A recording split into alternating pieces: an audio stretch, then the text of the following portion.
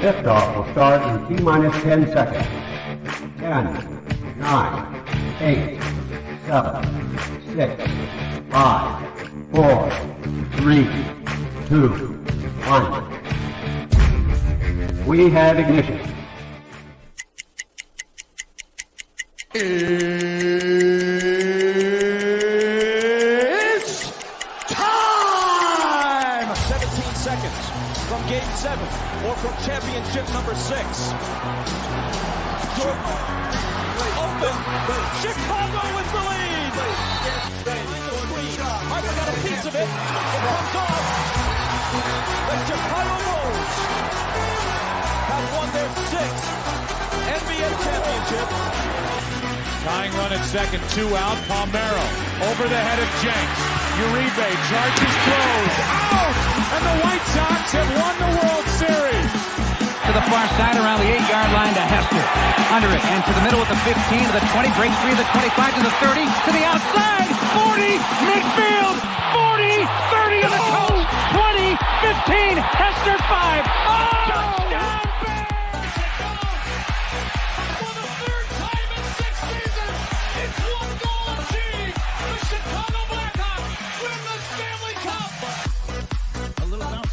Toward Bryant. He will glove it to Rizzo. It's in time. And the Chicago Cubs win the World Series.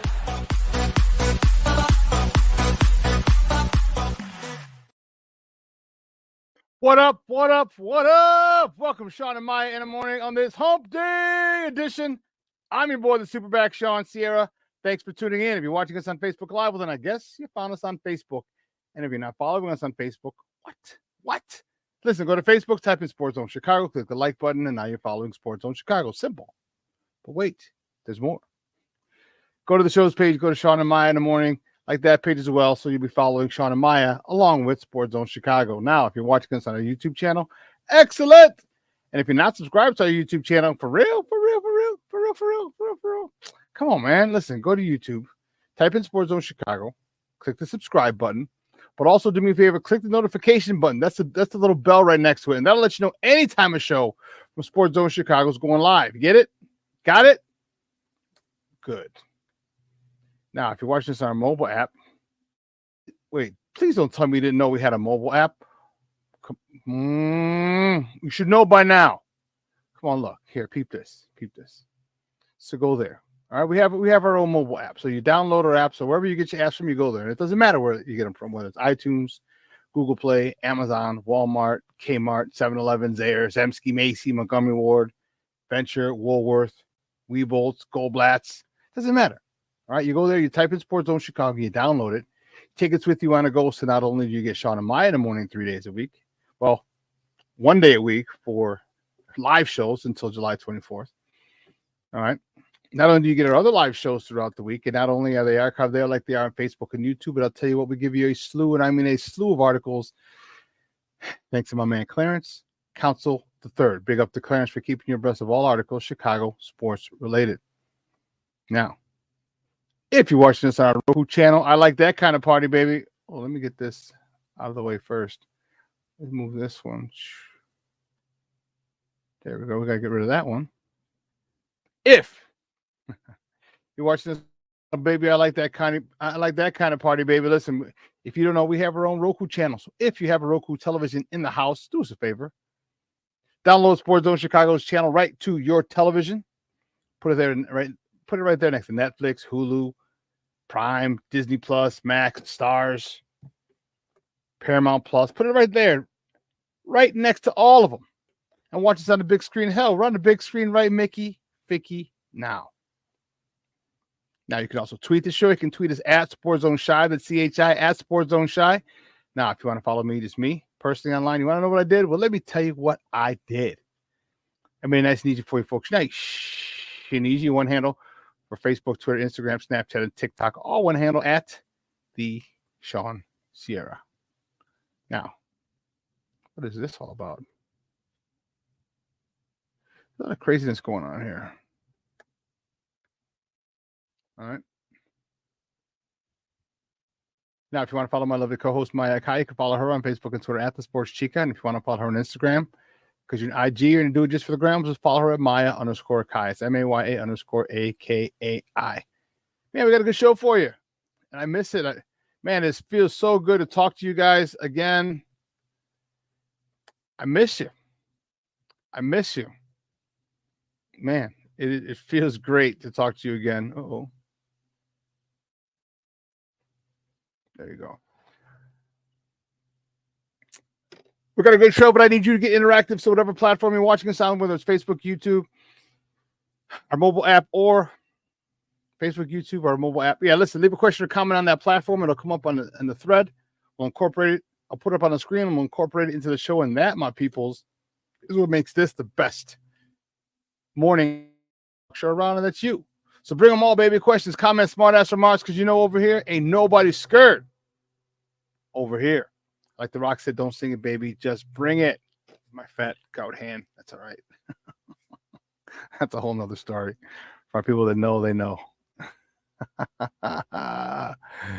Let's see what we got. Cornelius Squall's in the house. What up, Cornelius? My man Armando Emeterio Lara Jr. Yes, happy Juneteenth, baby. Happy Juneteenth. I thank you, sir. I appreciate it. Mr. Shorty is in the house. That's what I'm talking about. Happy Juneteenth, Mr. Shorty. Jay Grizz up in this Mickey Ficky. Hell yeah. My man Michelle Walls in the house. Southside, stand up. You know, baby. Southside, born and bred, baby. Southside, right here. Ain't no, man, I will always rep the Southside. Southside till I die. You know how that is. Michelle, thank you for tuning in.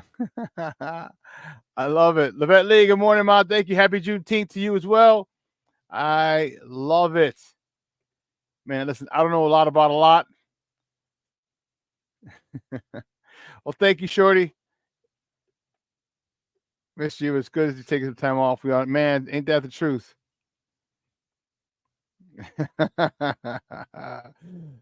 Tell me, absence makes it hard to grow fonder of people. It does. It truly, truly does. And I'm appreciative of all the support that my people give me, and I really, really enjoy talking sports to you. I really do. So we got a good show for you. At the bottom of the hour, Mark Gonzalez, Chicago baseball writer, is going to join us. We got a little baseball to talk. We have the Chicago doubleheader today, the Red Line special. I like it. I like it. Who's down for it today? Who's down for it? The Cubs play at 1, Sox play at 7. You know, you hang up at Wrigleyville for a little bit. You know, have a few pops, throw a couple back, then hop the Red Line right outside. You know, Murphy's Bleachers. And head south. I've always wanted to do that. Just never have. I think I'm gonna have to do that soon. Maybe this year. But if not this year, I will put it on my bucket list. And you guys got to remind me. You got to remind me. Chicago baseball doubleheader. Yeah. So, bottom of the hour, Mark Gonzalez is going to join us. We're going to talk this baseball thing. It's not pretty. It's not pretty in Chicago. And you know what? It's more frustrating than anything. You know, see, I got to get my paper. Angel Reese. We got some Sky to talk. Okay. We have some very little Bears to talk. All right. Right now, everything is just chill. It's not everything's on. It's marinating. All right. There's nothing going on right now. So, but we're going to talk a little bit about the Bears. Okay. Oh, Snap King Book of World is in the building. Thank you for tuning in, Papa. I appreciate it. I appreciate it. Happy Juneteenth Day to you as well, sir. And see, for those people who don't know what Juneteenth is, just real quick, you know, back in the day, during slavery, okay, when slavery was abolished, you know, they didn't go put it on the internet and say, "Hey, you guys are free." All right, I don't know why they didn't do it. Would have made it much easier.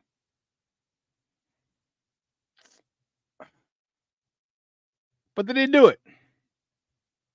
Okay. Well, what happened was, not a lot of slaves knew that they were free.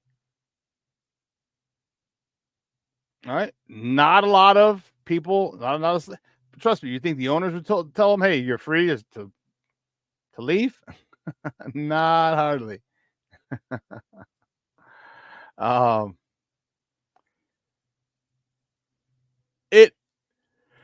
It is the day, excuse me, it's the day where down in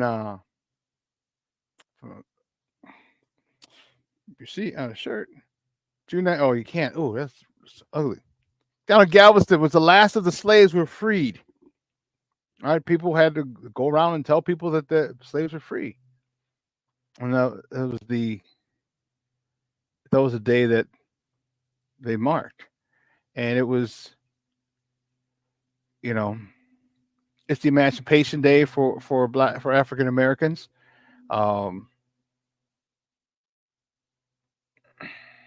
It actually happened a couple of years after.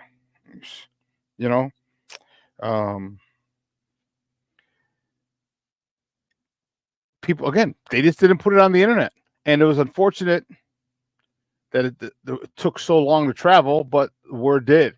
And as I said, in Galveston was when the last of the slaves were notified that they were free. So, not to get political, not to get anything, because just know that 4th of July, the celebration of American holidays, American Independence Day, had nothing to do with Black people. Okay, they were still considered 3/5 of a man. So this is kind of the emancipation for Black people, and you know what? It's one of the darker sides of our history, obviously, but it's our history, but it's American history, and it is a something people need to understand and respect. Period. End of story. Nothing more, nothing less. You understand it, you respect it. All right, and that's all we can really ask. But listen, we don't have much time today, baby. We don't got much time. We got Bob. I'm Bob. I do have to get Bob on, Bob Nightingale.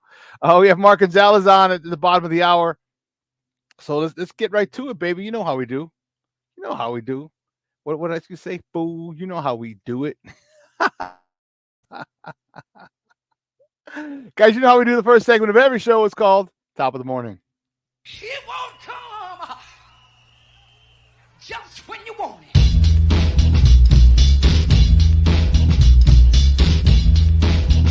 Top of the morning to you. Top of the morning to you. Top of the morning to you. Yes, baby. Let's go. Which way do we go? Which way do we go? Which way do we go? Uh-oh.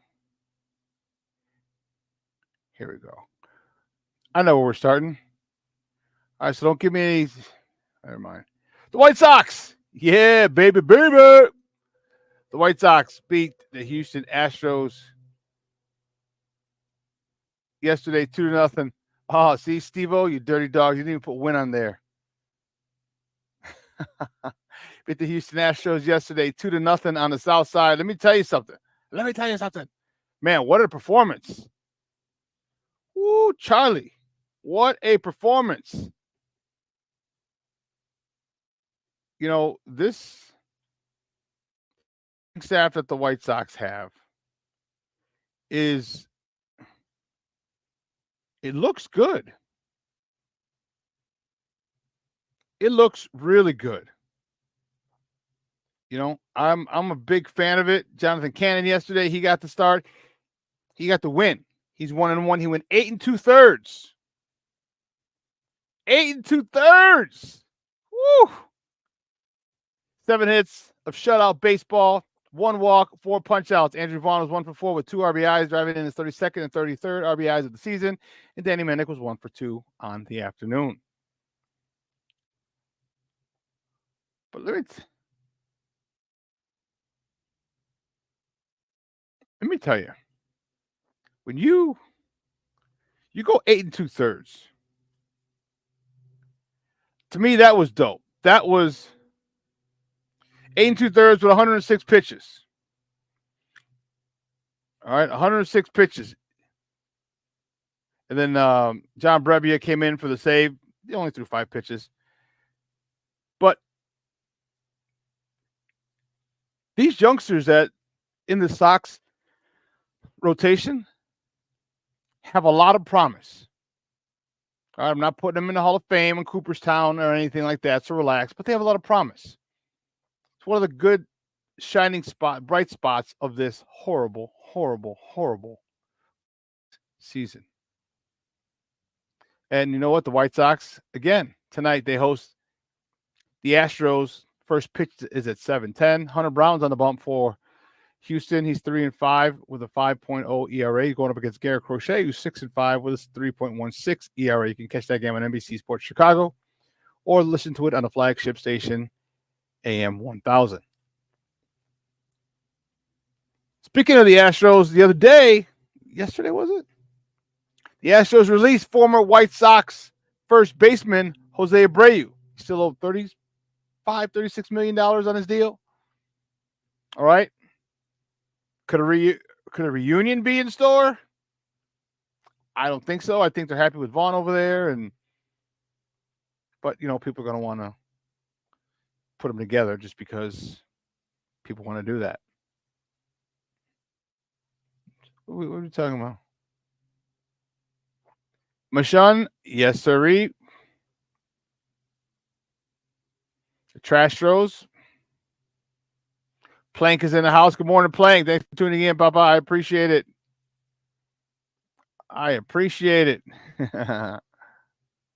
Good to see you too, man. I believe you me. I miss it. I miss you guys. King Book of Worlds, you're on fire. That's all I'm going to say. That's all I'm going to say. The next time of the morning topics, the Cubs. The Cubs beat the San Francisco Giants yesterday 5-2 over at Wrigley. Justin Steele started the game with a no decision. He went 6 2/3 with 4 hits, 2 earned runs, 2 walks, 8 punch-outs. Cody Bellinger was 2 for 3 with an RBI, his 33rd of the season. Ian Happ was 2 for 4, driving in his 36th and 37th runs of the season. Dansby Swanson was 1 for 4, hitting his 7th homer of the season, driving in his 20th and 21st ribbies of the year.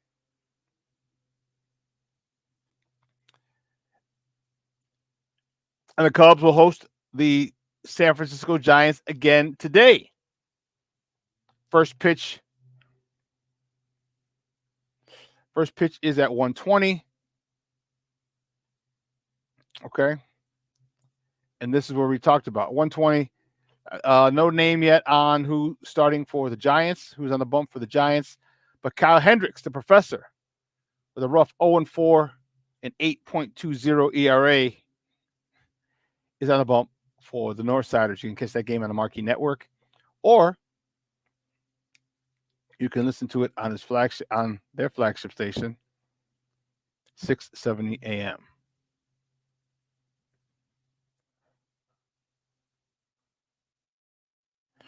You know, so today, where'd you go? Today's one of those special days. All right, one of those special days where you have Chicago Red Line doubleheader. I love it.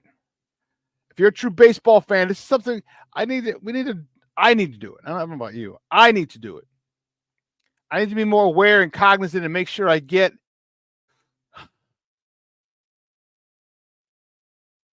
my ducks in a row.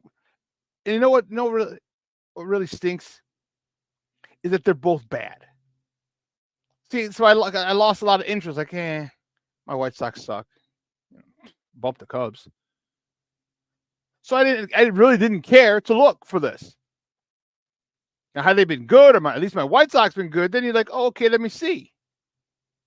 But there's something that you should do as a Chicago baseball fan, whether a fan of the North Side or the South Side. Don't say me, I'm a fan of both. Get out of here. The hell out of here. Either way, I think it's a pretty cool deal. Now, the biggest issue with this, so let's get it straight. The Cubs are at 120. Now, mind you, the advent of the pitch clock really kind of screws this up, can really screw it up.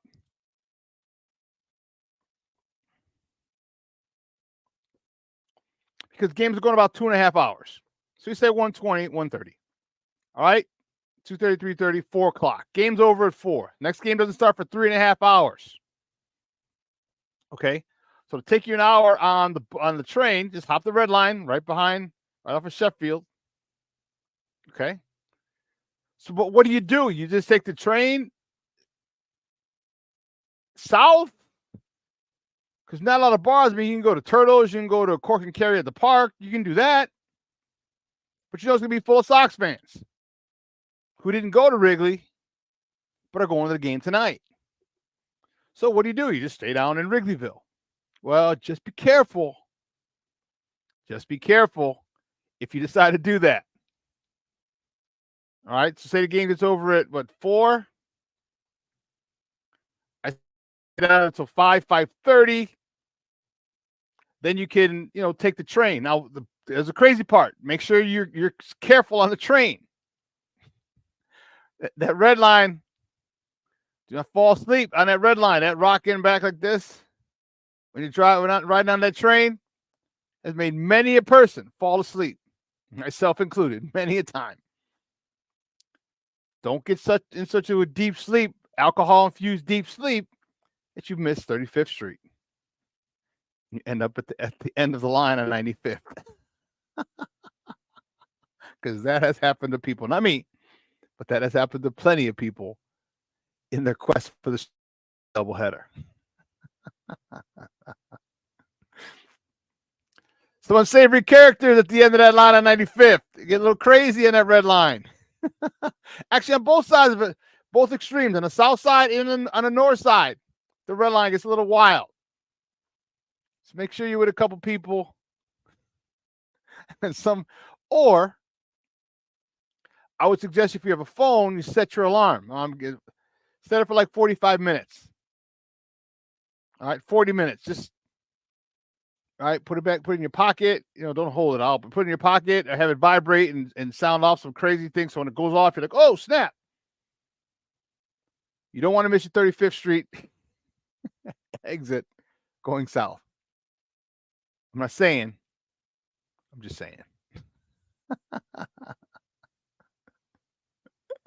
Oh, goodness. That was hilarious. Next time, the one topic, the Sky hosts the Dallas Wings tomorrow night at Wintrust Arena. Tip-off is tomorrow morning at 11 a.m. You can catch that game on the Marquee Network. It's early. Woo. Early.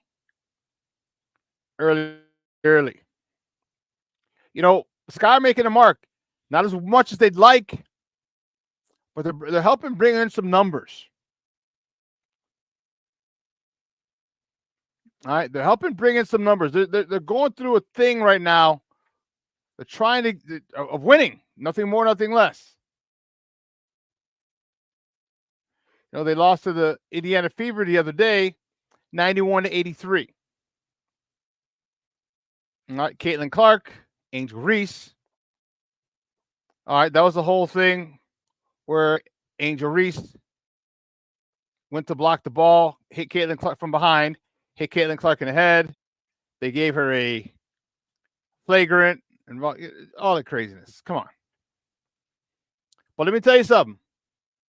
That was the most ever watched WNBA game in 23 years. 23 years. So you can sit there and talk about all the nonsense that you want, and they're not doing Kaylin this, doing that. She should have been here. They're putting eyes in front of the TV screen. Are they capped off around $3 million at some particular point? Unfreaking believable. I love the fact that this game is growing before our eyes, literally and figuratively. I love the rivalry that they've created. You need it. You need something like that. The bad blood that the media has created, that maybe WNBA has created behind the scenes. I don't care. I love it. Because getting people in front of these top-notch, first-class athletes who need to be seen. And I'm all for it. I told you, I bought the WNBA pass over a month ago to support my girls. I got to go get a T-shirt. I got to do the whole 9. But do your part, because you know what? There's some phenomenal athletes in the WNBA. Listen, we got to take a quick break, but just before the break, the next top of the morning topic, Say Hey Kid himself, Willie Mays, passed away yesterday at the age of 93. Wow. Probably one of his most famous moments is the catch that he made over the shoulder, game 1 of the 1954 World Series against Cleveland. Vic Wirtz hits a deep drive to center in the 8th inning of a 2-2 tie, and he's running back to home plate, and bam! You guys are familiar. Most of you are familiar with that play. There's runners on first and second, and in an interview, Willie said, I wasn't thinking about the catch. He goes, I was thinking because he figured he'd make it. He goes, but I couldn't let it drop because then the runner from second would easily score. He said, and the runner on first would easily score. He goes, I was thinking about of getting this ball back in. So if you watch the video, when he catches, as soon as he catches it, he takes like 2 steps and fires the ball back in, twists and falls, just to get the ball back in because he knew there was runners on first and second in a 2-2 tie in the 8th inning. So in game 1 of the World Series. So phenomenal catch. It's one of the most iconic catches and pictures. I mean, this is just amazing. So thoughts and prayers and everyone in Chicago go out to the family of Willie Mays and say, hey, kid, man, it's a good run. 93 years. Wow. Anything over 80, 85, man, people, you've been blessed. You've been blessed. And you know what? He blessed the baseball world for a long time with his skills and his talents. And, you will definitely be missed to say, hey, kid. All right, listen, let's take a quick break. And on the other side of the break, my man Mark Gonzalez is ready to join us. We're going to talk a little baseball. At least they both won yesterday. Shocker. And see if he's doing the red line doubleheader today. See if he's ready. He's up. Ask. On the other side. Keep it locked right here. Shawn and Maya in the morning on Sports Zone Chicago.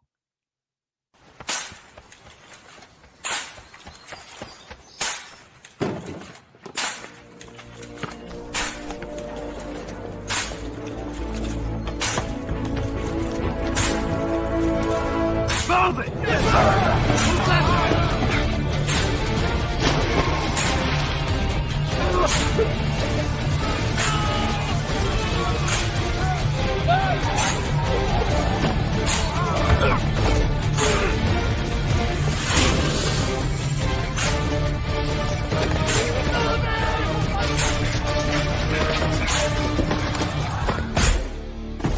Many will hear the calling. Few will earn the title. United States Marine. The few, the proud, the Marines. Hey, it's your boy, the SuperBack, Shawn Sierra, and be sure to follow Sports Zone Chicago on all social media platforms, on Facebook, Instagram, and our Roku channel. You can find us at Sports Zone Chicago, and on Twitter, we are at Sports Zone Shy. Also, be sure to download our mobile app so you can take Sports Zone Chicago with you on the go.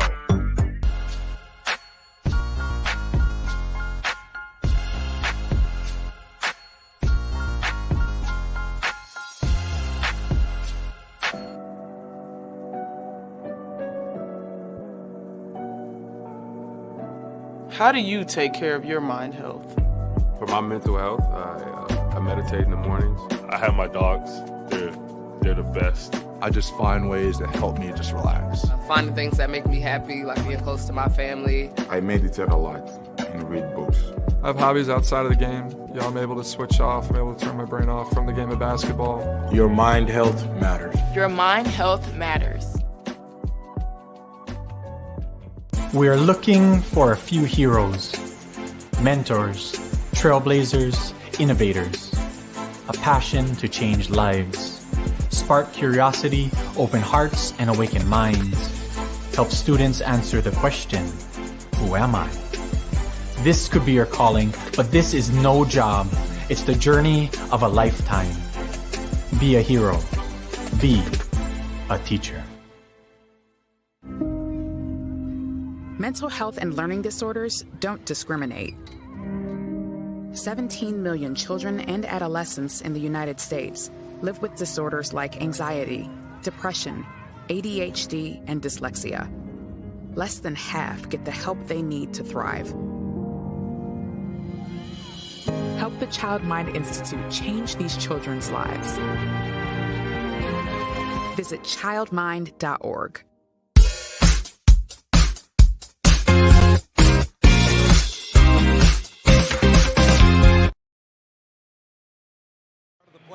Up above the knees. Here's a fly ball to left center on the run. Ian Happ in the alley. Makes a sliding catch. Dansby going, just 2:08 in the air. Swanson drills that one out to center. That one back on its way. Gone! Right center field and out of here. Dansby Swanson a 2-run homer, and the Cubs had the lead. You know what he did, Boog? He hit the fastball. A chant for Cody. Punch through the left side. That'll get through. Base hit. Here he comes. Push to the plate. The throw. Too late. Bellinger to second. The Cubs have the lead. Now will pinch hit. All loaded up on the ground towards the hole. Fielded by Ahmed. No play. Everybody's safe. Welcome back to Shawn and Maya in the morning. Chicago. Those clips courtesy of the Marquee Network. Those were the Cubbies yesterday with a 5-2 victory up at the friendly confines. My first guest this morning is a veteran, a vet of Chicago baseball. I'm excited to have him on to talk about this dismal season for both squads. You can find him on Twitter at MD Gonzalez. Guys, let's welcome back to Shawn and Maya, our friend, Mark Gonzalez. Mark, good morning, Papa. How are you? Thank you for coming on this morning. Appreciate it. Thank you very much. And that was a nice tribute to Willie. I grew up a Giant fan of the Bay Area. My parents were That's right. But, having covered the Giants for 8 years and gotten to know Willie a little bit and see the man who was more than just the greatest baseball player of all time was really a fascinating experience for me. And I'm glad you spoke highly of him because he truly was a special person. And unfortunately, he played before I was born and was able to watch him. And actually, no, he was born. He played the end of his career when he was with the Mets. I was a young kid. Because actually, a really quick story. So a buddy of mine that a friend from high school, he's the only Cub fan. Remember, I grew up on the South Side, St. Rita. He's the only Cub fan of all of our friends. And we're like, how the hell did you become a Cub fan? We thought maybe it was just WGN. No. So his dad was a cop.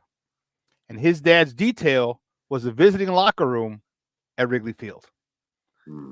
And he has pictures of everybody, Mark. When I'm talking everybody, everyone from I'm 50, I'll be 53 next month. So you name everyone from the early 70s. I mean, you're talking from the Big Red Machine, all right, to the Pirates, every single person who'd gone. So he has my buddy has pictures that his dad took of him when he was a kid and his brother was a kid. And he posted that yesterday on Facebook, him and Willie Mays when Willie was playing for the Mets. And I was like, all right, I guess we'll let you slide. Being a Cub fan, because that's pretty cool that you got a picture with Garvey and Ron Say and all those guys and Tommy Lasorda and just the great baseball players of the early 70s. So I'm like, yeah, we'll let it slide. So what's going on with? Yeah, it was. So what's going on with our baseball teams here in Chicago? Let's get the dirty stuff out of the way first. What in God's name is going on with my White Sox? Mark, I feel like I want to go to I want to go to a game with a baseball. I mean, with a brown bag over my head like they did in New Orleans for the Aints or the Saints. Why are they so bad? Why can't people hit? Why can't we have power? We have talent. Why? What is going on with this organization on the South?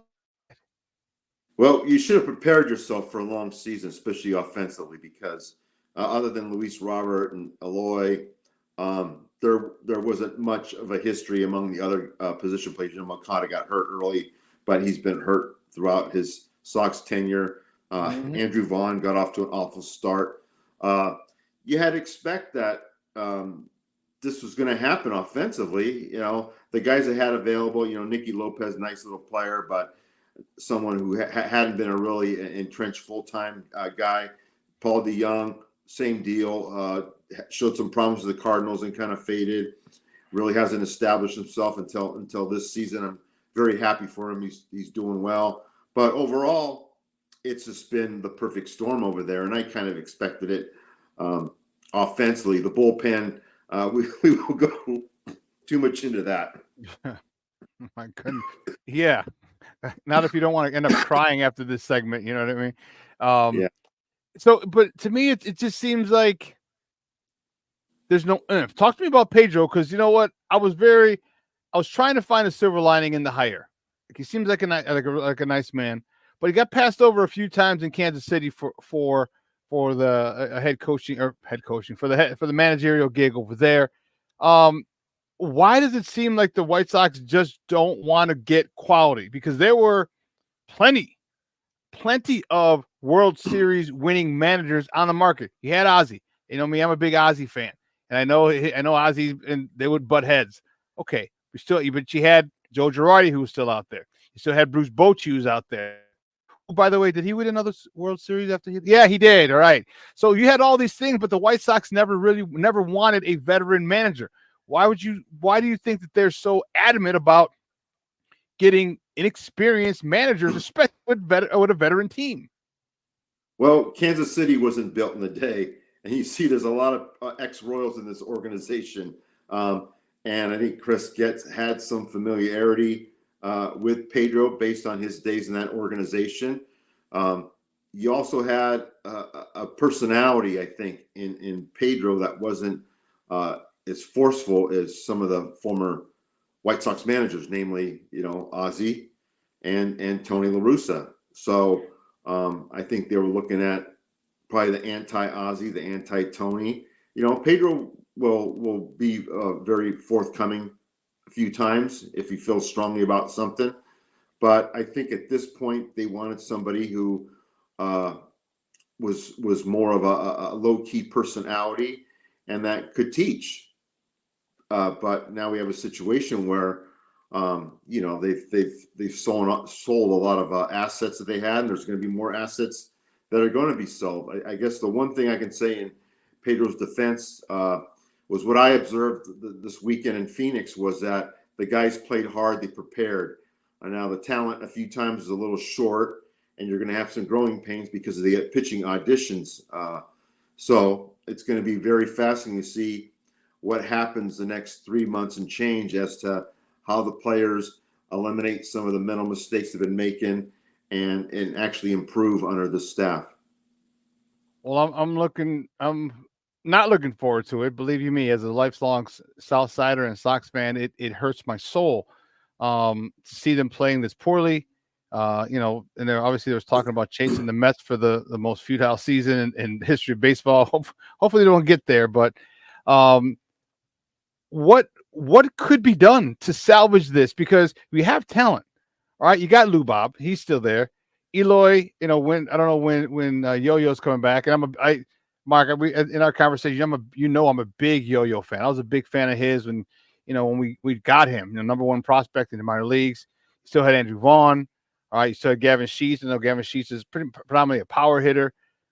Is there anything we can do, or is this just sit back, relax, strap it down, or occupy yourself with the Bears in about a month? Well, I think the latter might be the right choice, but we'll have to see what happens leading up to the trade deadline, see if they can get a couple of impact prospects, and they really should hold hold firm on their demands like they did with Cease, and just make sure that there's an urgent demand because, with a wild card situation, they invite everybody in to play the wild card, be more teams interested. So it should be a great seller's market. And I think if they're going to trade some of their big ticket guys, namely Luis Robert, it behooves them to wait as long as possible before squeezing every prospect possible out of the team they're going to deal with. This rotation is full of youngsters. And guys, we're joined by Mark Gonzalez, veteran baseball writer here, talking baseball here on Shawn and Maya in the morning on Sports Zone Chicago. Some of these youngsters they got I've been a little impressed with. Again, trust me, I'm not putting them in Cooperstown by any stretch. I'm saying I've been impressed with them. All right, Jonathan Cannon yesterday, 8 2/3. 8 2/3. Talk to you about some of the youngsters that they had that they brought up. It's always great to see a good pitching performance from youngsters because I guess that gives us hope. Because if you can't pitch, you can't stop anybody. It doesn't matter how many big bats you have in the lineup. And we've had a couple of nice youngsters in the rotation, not to mention Garrett Crochet, who's on a bump tonight for the good guys. Talk to me about that rotation and some of the bright spots from these youngsters that I was pleasantly surprised to see. Well, as you know, you can always sell hope. And what Cannon did last night, first game of homestand, very impressive. And I like the fact they let him go as long as they could. He's a homegrown guy too. So the staff that's been here for a while can feel good about that. Drew Thorpe's also a pretty good prospect. I know he had a tough one Sunday in Arizona, but there are a couple of factors there. One is the Diamondbacks got a chance to see him on videotape, unlike the Mariners, as far as getting a real good major league evaluation of him. And the kid's going to improve. He knows what he did wrong. I think those mistakes he made were correctable. And he's a guy that you got to remember, he jumped from AA to the majors. So right. The curve's a little high for him, but that's okay. I think it's good to challenge the right kind of kids. I think Thorpe's a guy who has the mental makeup to handle that. So those are two guys, Nastrini, he's been going back and forth, but I wouldn't give up on him. I think he's got a pretty fresh arm, didn't pitch much at UCLA. And, the Dodgers have a really good farm system. So I credit the Sox for identifying him and Jordan Leisure. As far as who else comes up, we'll have to wait and see, but it'll definitely be an audition, and it'll be good for the Sox staff to at least get a good read on these guys as far as major league, whether the major league ready going into 2025. So last question, so we can get off this, so I don't start crying. About how many more years before they become relevant? I mean, I've only gone to 2 games this year, Mark, and usually I'll hit 10 plus. Mm-hmm. I went to opening day, and that's actually my buddy Southside Zoe. He convinced me to go. I didn't want to go, and he convinced me to go. It's going to be a good time, tailgate. I'm like, all right. Then they lost opening day. The only other time I went was a last-minute thing. A friend of mine called me and said, a friend of mine bought a suite. You want to go? I'm like, sweet, free food? I'm there, baby. I'm there. So how long do you think before the Sox become relevant again? Well, first of all, did you have a milkshake? I didn't, because I was in a suite, and I wasn't aware of the opening day. I didn't. I had too many beers with my friends, so there's no room for sweets. I would think, look at the Tigers as a warning to not get too hyped up, because they stocked up their staff on young pitchers, and a few of them have broken down. So keep that in mind. It's only natural that unfortunately you're going to have pitchers breaking down, especially in this era where they're telling guys to throw 100-mile-an-hour sweepers. Your body just can't handle it. So having said that, I would think that 2026 you better see a team that can compete in the AL Central. I think they have young arms. They still have to take that next big step to do it. But excuse me. But there is promise there. The issue is going to be also the other spots. Whether Montgomery is their shortstop of the future, or you got to move him to third. Whether Andrew Vaughn, currently he's on a nice ascent. Whether he sustains that, where you can say, okay, he's part of our future. Catching, I think they're going to be okay. with Corey Lee and this other kid, Carroll, down in the minors. I think there's a potential there. So I like Corey Lee a lot. I do. I yeah. like what I've seen from him so far. Yeah, and then you're going to have to strike gold in the draft because you're picking so low. So those are all the components. But I think that Sox fans, I feel for you. You know, your patience has been tested to the max. You deserve better. So having said that, I would think 2026, you better see a division contender. All right, thank you. Let's go to the north side. And man, we have a lot of Cub fans in the chat, and a lot of them are not happy. My good friend, Junior, good friend of mine, Northsider, his whole life. I agree. Why? What's happening up there? You poached the manager from the division winning organization from the Milwaukee Brewers. You think I got it? That's it. You figure he's an upgrade from David Ross, and now you're fluctuating between third and fourth in the division. What's going on, and why can't the Cubs get on track? Well, they've also been last a few times, so don't forget about that. They've been last place in one of the weakest divisions of baseball. I like when you said that. Well, facts are facts, you know. I agree, and I'm a Sox fan, so when you spit facts like the Cubs were in last, that just kind of tickles my heart. Yeah, I mean, everybody was dancing around when the Cardinals were in last, and look what happened then. They passed them up. So I think with the Cubs, I would throw out a warning there, and that's the bullpen, something that snuck up on them last year. Excuse me, Cubs are getting to me. Anyway, yeah, I get it. Everybody points Chicago to the offense. baseball. everybody points to the offense, and I understand that, but long-term warning, I would say, would be the bullpen. It was that issue the last 3 weeks of last year when they faded miserably. And I think those guys were just taxed. They were going into uncharted waters in terms of a 162-game season. The appearances built up, and they just wore out. And I think this year, it hasn't been so much that as it's been the ineffectiveness. Certainly, they should be better when they get a guy like Merriweather back. But then his history of injuries, you wonder, okay, is he built to last for half? You don't know. Quas, disappointment. They really didn't invest much in the bullpen last winter. And I roll my eyes when I hear this phrase, bullpens are volatile. Well, yeah, they are. But you know what? That's why you pay scouts to identify the guys who are reliable, dependable, and can sneak up on guys that are late bloomers and all that. And I think the upper management failed to address that this winter. Yeah, they really did. And it's frustrating. So, they're 8 games back. They're in last place as we speak. Very disappointing year. Is there any chance of them even sniffing a wild card? Oh, sure. I think so. Okay. I think they can do it, but a lot's going to depend on their bullpen being more consistent. And I think the offense will pick up a little bit more. How much? I don't know. I mean, they might need to go out and get a bat, but that doesn't concern me as much as late inning relief. Guys, we're joined by Mark Gonzalez, veteran Chicago baseball writer here, talking Cubs and Sox baseball here on Shawn and Maya in the morning on Sports Zone Chicago.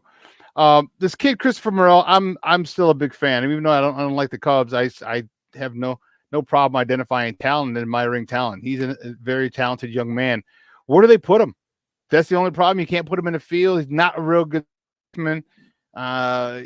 Center fielder, no, you got you have Bellinger. Oh, then you got PCA, right field, maybe DH. Where would you put this guy and keep him there? Because his bat needs to be in the lineup.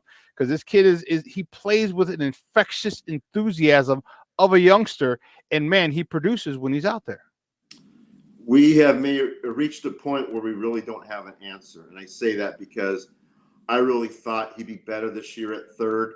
He certainly had the backing of Craig Counsell, who saw the talent in him, but you just can't go on, with these mistakes. And I really thought the kid was going to be improving steadily. And you see some plays where it's okay, but other times it's tough. And if you're pitching, you rely on the ground balls. You got to have a guy over there who can pick it and sling it. And it just hasn't happened with a semblance of consistency. Now, we know in past years he's moved around quite a bit, but the positions are pretty well set. So having said that, council might have to be giving this kid a lot more scrutiny as far as where he plays him and all that, and still keeping the other guys fresh, because Morel's one of their power guys. They don't have really truly many guys who hit for power in that lineup. Would he be? I mean, you can't find a spot for him consistently. Would he be someone that the Cubs might consider moving for another piece at the trade deadline? Well, you better get power in return somewhere, because this guy, he can hit for power, and that's something that management really hasn't addressed the last 2 years, with the exception of Bellinger. It's been maddening the way they just kind of acknowledged it, but haven't really addressed it. So until you get another power bat in there, this is what you got.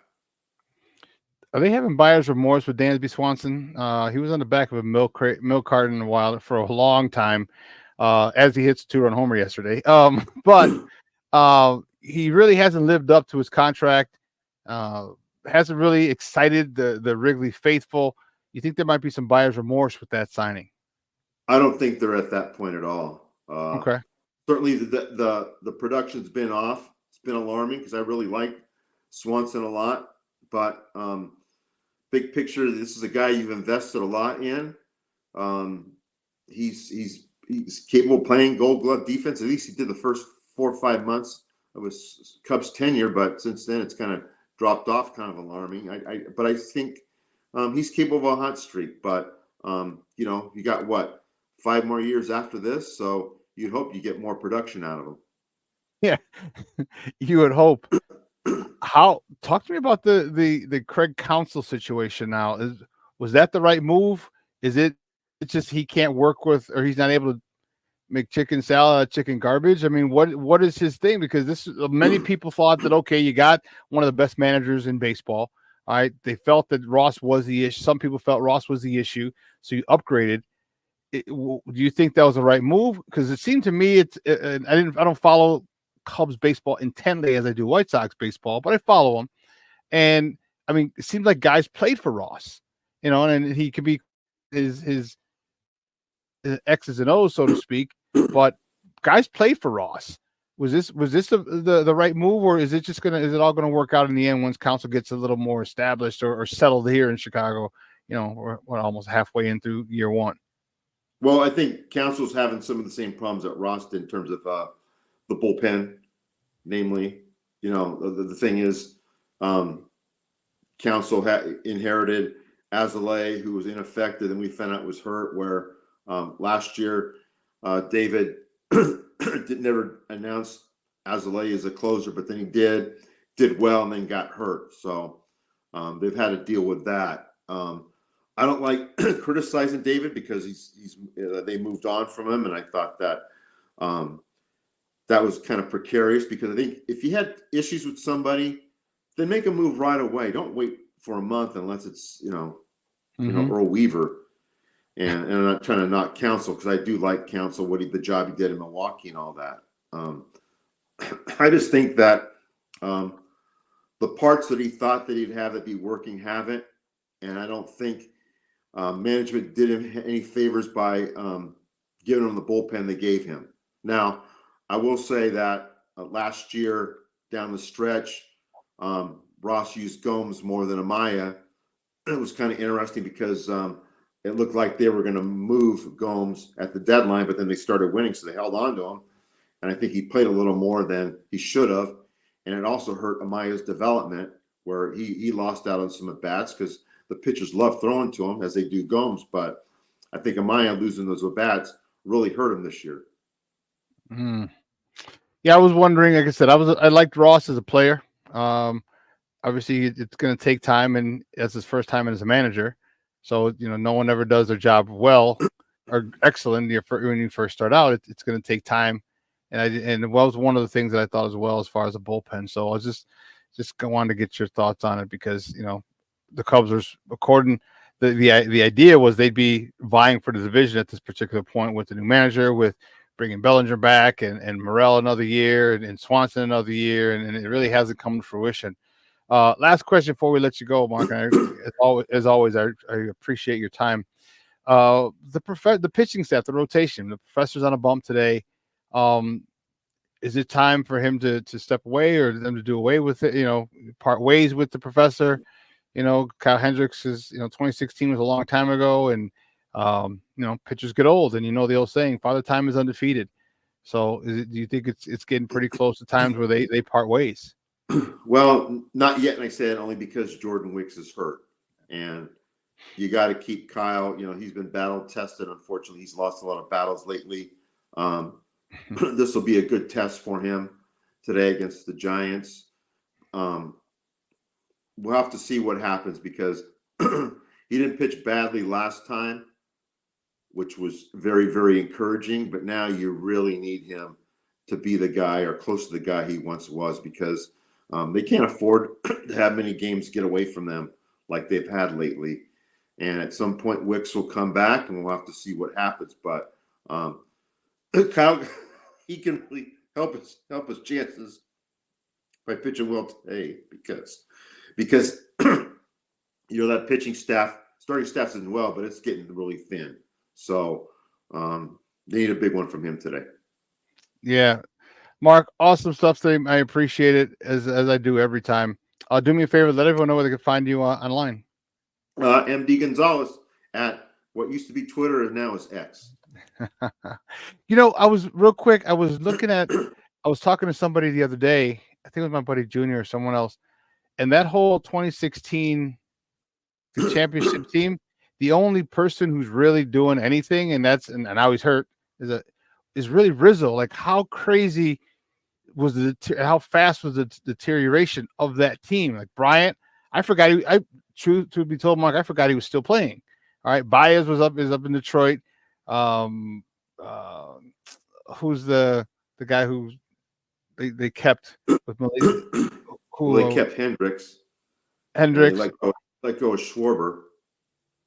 Oh, Schwarber, the other one. That's what Schwarber. Schwarber's he's still not going to cover off the ball, but it was just crazy how the deterioration of that team, of the players, happened so fast. And I was like, wow, man, that's it just boggled my mind. We thought Chris Bryant was going to be a generational talent and Hall of Famer, and once he left here, man, and all those guys, for all intents and purposes, Russell, who was the shortstop? Addison Russell. Yeah, I mean, he's not even in the league anymore. So it just went, man, backwards fast. I was just talking about someone with that and how quickly deteriorated. Well, we can talk for 2 or 3 hours on that because I have a lot of theories on that. So. Really? Okay. Well, then we probably be able to talk another 2 or 3 hours on what the hell happened to Lou Bob and Eloy and Yo-Yo, unless we just sum it up in one word: injuries. That was quick. Hey, Mark, again, great stuff, my man. I appreciate it. Well, I'll be in touch soon. Thanks for remembering me. Take care. Thank you. Guys, this is Mark Gonzalez, veteran Chicago sports writer. He does some work for the Sun-Times, talking baseball with me. And, it's tough, man. It's tough. Both sides of town. I didn't realize they were in last. So I know I laugh when I say the Cubs were in last, but they're a half game back. Come here. Milwaukee's in first. St. Louis is second, 6 games back. Cincy and Pittsburgh are 7.5 games back, and the Cubs are 8. So, yes, technically they're in last, but they're half game out. Whatever. Yeah, whatever. But listen, let's take a quick break. On the other side of the break, we'll talk. We have some more things to talk. I want to talk a little. Oh, no more baseball. Thank goodness. Talk a little Sky, and we'll talk a little Bears. How's that sound? How about them there apples, huh? Catch me outside. How about that? All right, guys. Keep it locked right here. Shawn and Maya in the morning on Sports Zone Chicago.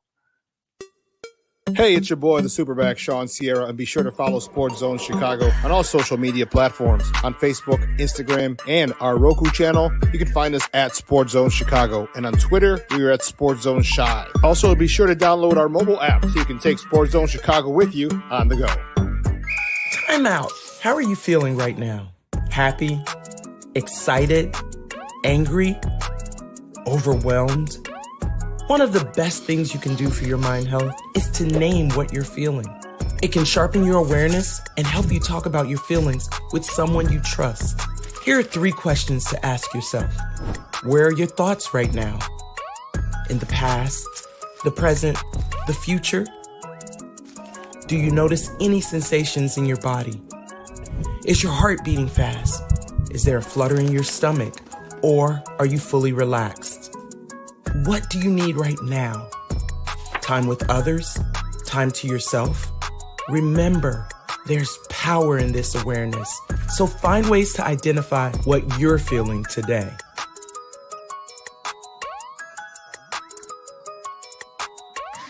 Hi, guys. Hey. Hi, Megan. Hey, Jessica. Megan, you're a tramp. Brian Fitch told me you guys made out. Everybody knows. He said your breath smells like garbage. And he almost puked. He says you're the most desperate girl he knows, besides your mom. How many boyfriends does she have anyway? Lots? Your makeup makes you look like a clown. That zit is huge, zit face. Ugly.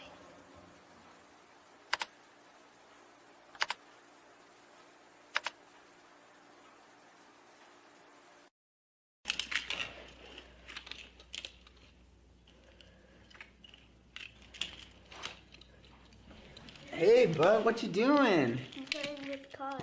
Cars? Can you show me what a car does? Whoa, whoa, whoa, whoa, whoa. Hold on a second. First of all, this is a school zone. So you need to put down your cell phone, stop texting, and let's get to driving. Now you're coming up to a stop sign, right? You need to slow down and stop before you hit that Y line. I want you to look left, right, left. You don't want to get hit by a car going on your left, and to your right to make sure you don't get sideswiped by a guy coming from your right. You're coming, and you see a crosswalk. You better slow your horses down, because the #1 rule of driving is always yield to pedestrians. Now stop, pull over, and you are done driving. Gosh, what do they teach you kids in school nowadays?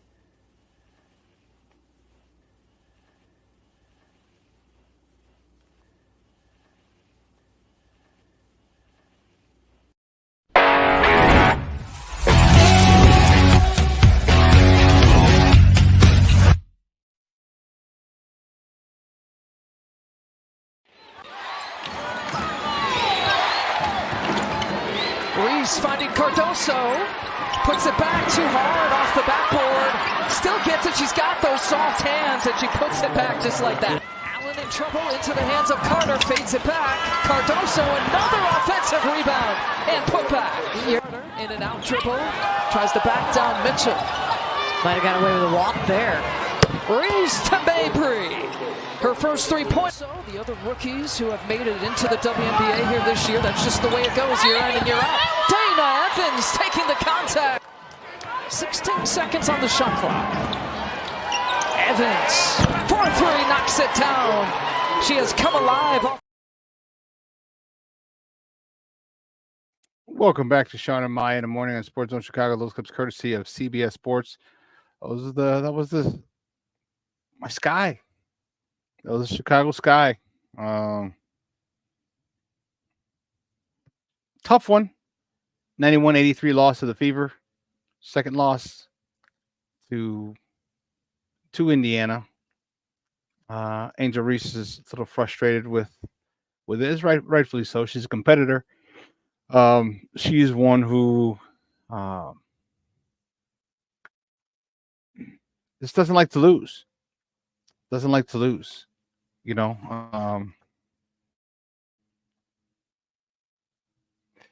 I like her honesty, her youthfulness, her naivety, you know, because, you know, you sit back and you think back when you were and I was that age, you know, and I was playing ball in Italy at that point, and just your mindset is different.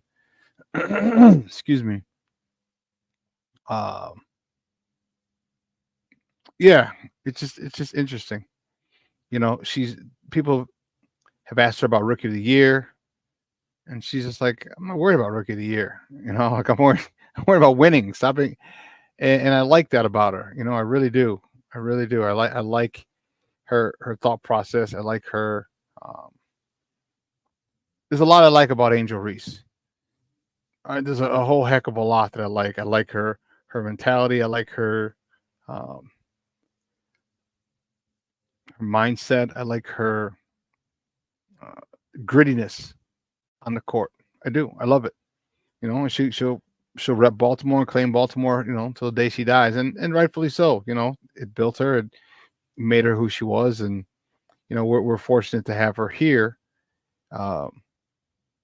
being a blue collar worker. And you know what? I think that's the thing that why so many people like her, because you can sit there and get caught up in a you know, the Bayou Barbie and Chi-Town Barbie and her fashion shoots and her outfits, which I love. But I love when that the WNBA has them come and dressed like women. Okay, you know, nice dresses, you know, just heels. I just love. I think it's great. Okay, she's going to work. Like I think the thing that resonates with Chicago fans is how she goes about her business. All right. She's beautiful. She's athletic. She's young. She's rich. But you know what? She goes to work. She goes to work. Like she's battling under the board. She's getting double doubles here. You know, what does she have? Like 8 or 9? Does she have 8 or 9 consecutive double doubles? Okay. That's going to work. When the scores aren't very high and you're getting a double double, Chicago fans respect that. All right. Remember, I'll take us back to 96, 97, 98. Remember Rodman? With all his crazy antics, who was the most loved, obviously, beside Mike? Rodman. Why? Because that dude was fighting. He was battling. Usually guys bigger than him, stronger than him. But it didn't mean he wasn't big and strong. It doesn't mean he wasn't strong. All right. And the fact that he went to work, he'd get 12, 16, 18, 14, 17 rebounds a night against many guys who were taller than him, bigger than him. His relentlessness, his defense, you know, block shots, you know, the key rebounds.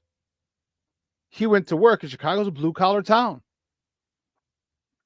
And people loved him. And that's why they love Angel Reese, because she goes to work. All right. Chicagoans know what it feels like to get up and go to work, have to go to work every day. Okay. Don't complain. You just got to do what you got to do. And Angel Reese is doing what she's got to do. And I think that's the biggest attraction, because it's not just the physical that she's a beautiful young lady. It's the fact that she goes to work just like everybody else here in Chicago. Okay. And seemingly doesn't take a day off. Doesn't take a day off. You know, she has an old school mentality, which you know was forged by Kim Mulkey, or reinforced by Kim Mulkey, her coach at LSU, who was a stud in her day. If you don't remember, go back and check out Louisiana Tech, or go back and check out Kim Mulkey as a point guard for Louisiana Tech, the Lady Texters. They used to wear T-shirts. Not T-shirts, but they had long, short sleeves instead of tank tops.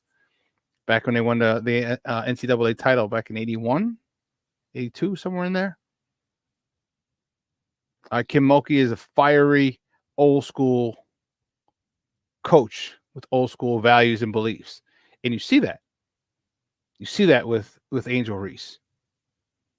So I'm enjoying her stay, her time in Chicago. I hope it's for another 8 years, 10 years.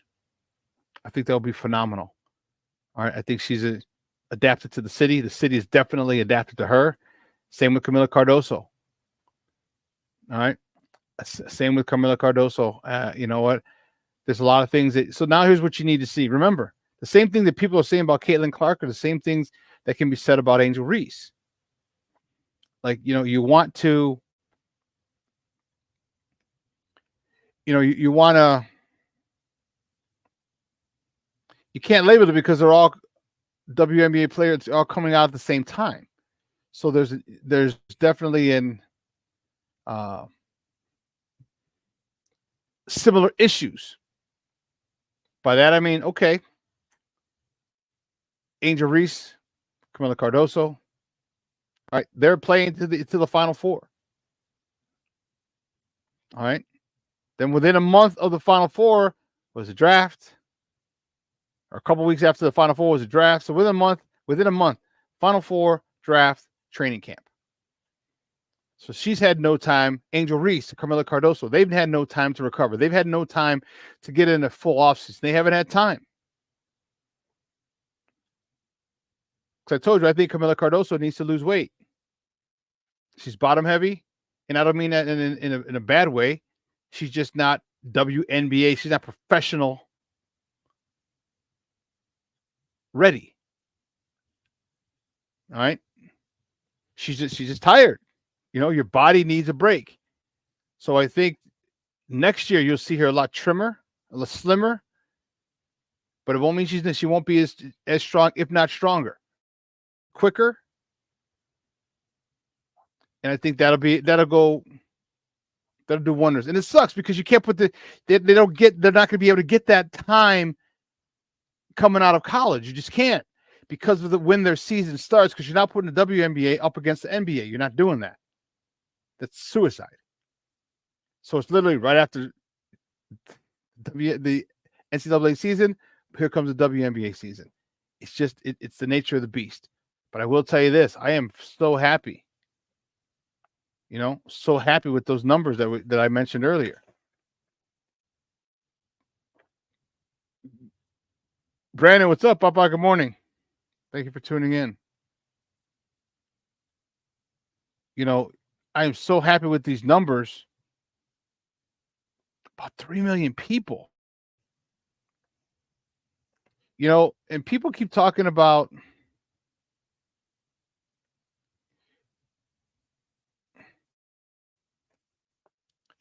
Caitlin Clark in the Olympics. And again, I'll get off my soapbox. I'll get on my soapbox for a little bit. And people are saying about, well, she's not one of the best 12. And I say, I agree. But it's not about that. It's not about, they don't need her to win another gold medal. They won the last 7 gold medals.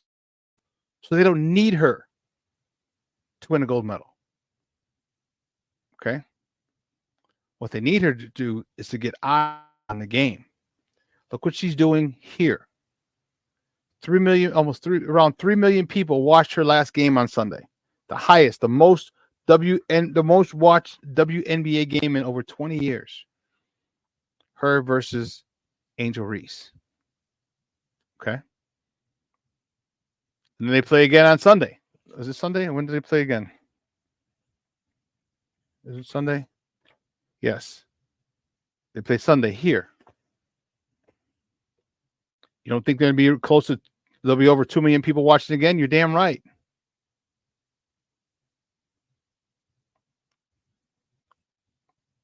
You know, but what they needed to do is to get her, is because she's gotten this swell of support, which she deserves. Okay, I'm not denying that at all. I'm not saying she's a fad or she's something flavor of the month. No, she's good. Why not expand? Why not expand your reach? Or why not expand her exposure? To me, that didn't make sense. I understand she's not one of the best 12. That's fine. Name me any of the starting 5 on the U.S. women's national team right now. Name me the starting 5. Name me 3 of the starting 5. 2 of the starting 5. You can't do it. You can't. And this is why she needs to be on that team. Okay, it's hot. If you start getting her international eyes. International eyes. Why do you think that the NBA allow their players to play in the 92 Olympics? All right. One, obviously, USA want to make sure that they were going to win. Okay. But two, they were taking the game global. They were taking the game global. So you had to get across the pond. Do you remember the picture of Michael? He's walking in Barcelona. He looks up and there's like a 4 or 5 story advertisement of Michael just with one of his moves. That's what Caitlin Clark can do. That's what Caitlin Clark can do. And you see how the game has grown. So now the WNBA can go have basketball camps in Italy, in France, in Germany. Because they have leagues over there. But now you can go poach some of the best players over there first. That would be the biggest issue. But the way you start being able to pay them and start bringing more talent. When you get more talent, well, now you got to expand. Now you got to expand. Guess what? More people are playing. More people are playing. More people are going to want to see them. If you get international stars, these people from the people from their country are going to want to see their star in the WNBA. In arenas, selling out 15, 16, 17, 18,000 seat arenas. So I think the U.S. Women's Basketball Committee really dropped the ball, and it's unfortunate. Truly, truly is, because to get these girls in front of international eyes opens the game internationally, allows you to expand because there'll be more people are going to want to come and play NBA. Again, not initially, because they can make most likely can make more overseas, but it's going to be the most prestigious league. It'll be the most prestigious league. And I think they did themselves a big disservice. And I wouldn't doubt, because women can be petty. Women can be very petty. They could look you in the eye and be all nice and hate your guts. Most men can't do that. And I think some of it is jealousy. Okay. But you also have to understand what this girl represents, and that's financial, a much brighter, bigger financial future for you and for future WNBA players. Because she ain't going nowhere for another 10 or 15 years. She's not going anywhere. And her rivalry, if you want to call it, the one that the media is trying to create, or with her and Caitlin Clark, Caitlin Clark and Angel Reese, is gold. It is gold. And they're going to ride that thing, ride it out, just like Magic and Larry back in 79. They're going to ride that thing out. And they should. You want to make money? You're in the business of making money, then do that. And I have no problem with it. No problem whatsoever. I want these girls to play in 16, 18, 20,000 seat arenas and sell out or 90% capacity. That's what I'm talking about. That's what I'm talking about. They have the skill, they have the talent. Let's do it. Let's do it.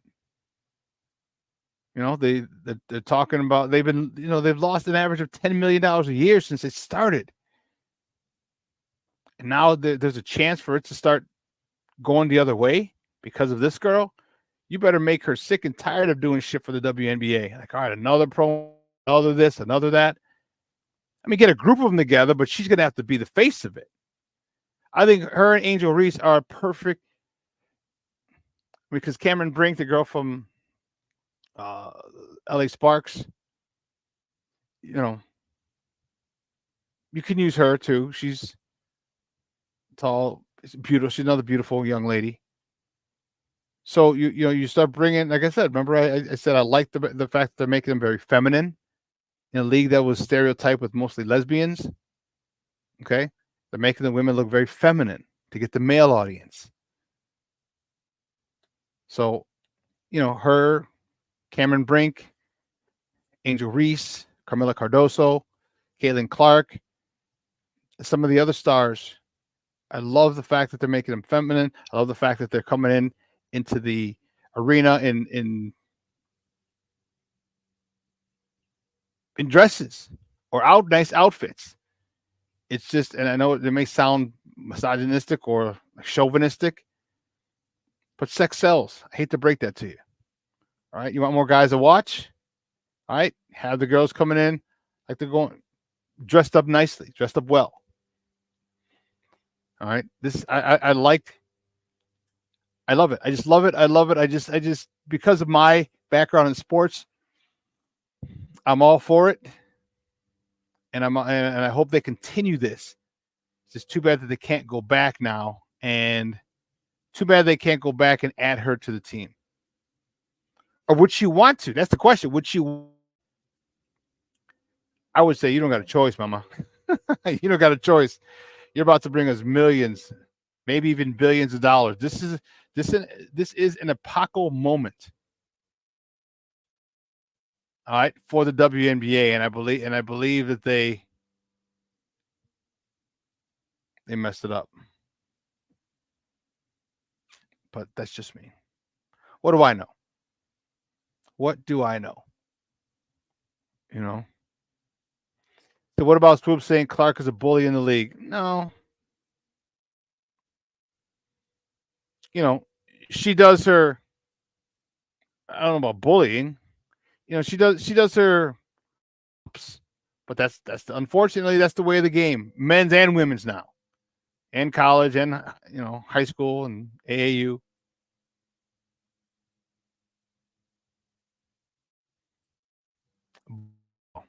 She's a competitor.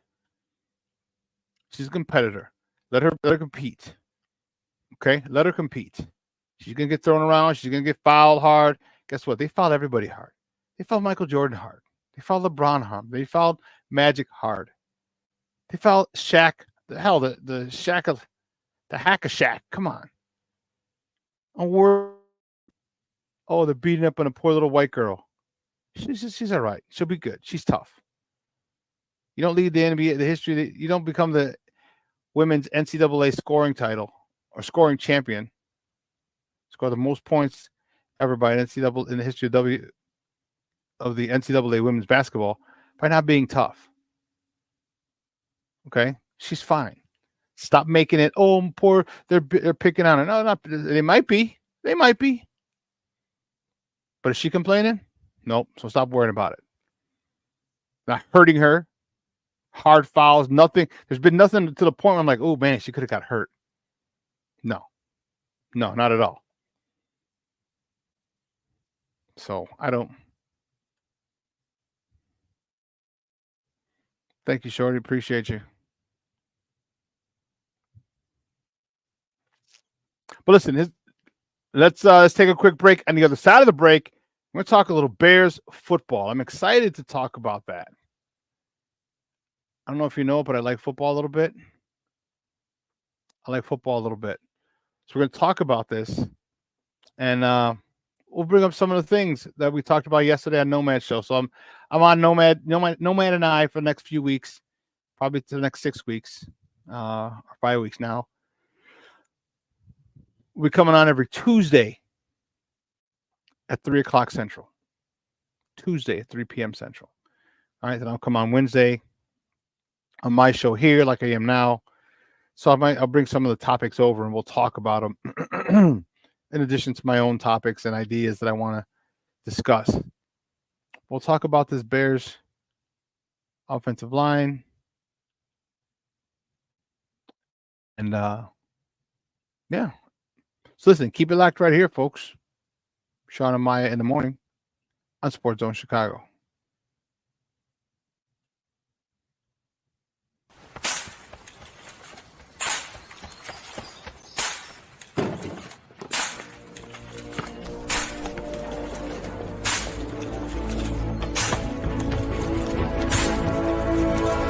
Move it!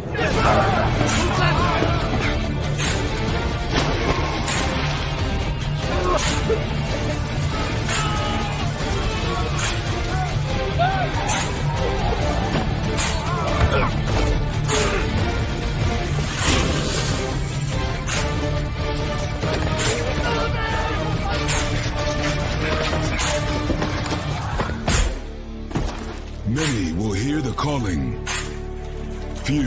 will earn the title United States Marine. The few, the proud, the Marines. Hey, it's your boy, the SuperBack, Shawn, and be sure to follow Sports Zone Chicago on all social media platforms. On Facebook, Instagram, and our Roku channel, you can find us at Sports Zone Chicago. And on Twitter, we are at Sports Zone Shy. Also, be sure to download our mobile app so you can take Sports Zone Chicago with you on the go.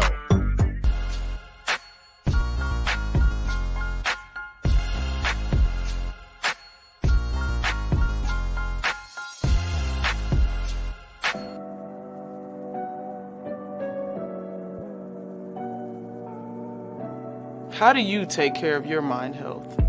For my mental health, I meditate in the mornings. I have my dogs. They're the best. I just find ways that help me just relax. Finding things that make me happy, like being close to my family. I meditate a lot and read books. I have hobbies outside of the game. I'm able to switch off. I'm able to turn my brain off from the game of basketball. Your mind health matters. Your mind health matters. We are looking for a few heroes, mentors, trailblazers, innovators, a passion to change lives, spark curiosity, open hearts, and awaken minds, help students answer the question, who am I? This could be your calling, but this is no job. It's the journey of a lifetime. Be a hero. Be a teacher. Mental health and learning disorders don't discriminate. 17 million children and adolescents in the United States live with disorders like anxiety, depression, ADHD, and dyslexia. Less than half get the help they need to thrive. Help the Child Mind Institute change these children's lives. Visit childmind.org.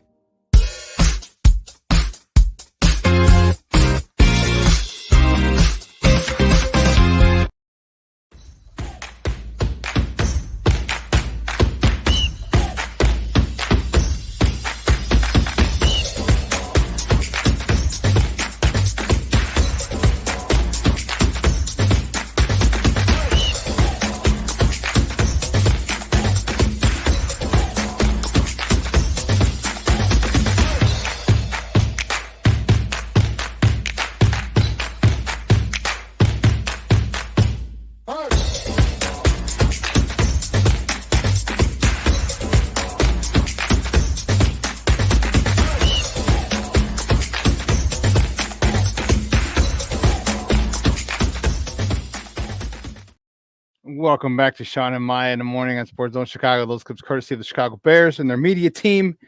Whoo, that got me a little fired up. That got me a little fired up. They got me a little fired up.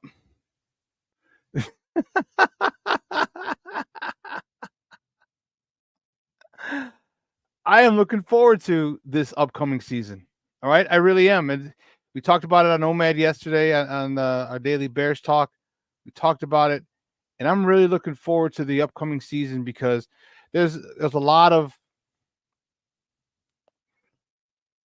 people who are going to be pleasantly surprised. I was giving Nate the benefit, but I'm on the other side of that. Now, I hear you, Plank. I'm tired of that, Mother Hubbard. I'm tired of it. You're getting paid $10 million a year, Papa. Okay? Show us that you give a damn. Show your teammates that you give a damn. Be at all these functions. Do more than necessary. Okay? So my thing is this. Look, you make it $10 million a year. You can rent a house. Okay? So what you can do if I were you, rent the house, get your kid, get your wife, your kid, get her involved in the year. So you're going to be here for 2 years, at least. Third year, we don't know. 2 years you're going to be here. Say, hey, listen, in the summer at least. Now, if you want to go back you know, because you're comfortable with school or we're in our hometown where we live, fine, no problem. But get your ass up here in the summer. Okay? Trust me, the Bears staff will find you park districts in Lake Forest, little rich neighborhoods up there in the North Shore that you can put your kids in. Have a perfect experience. All right, you want to go travel? No problem. You can go on vacation, but come back here. And you not wanting to do that after they gave you $10 million a year is ridiculous. That's selfish. Stop being so damn self-centered. Tell them, Shorty, get your ass voluntary OTAs. Show you give a goddamn.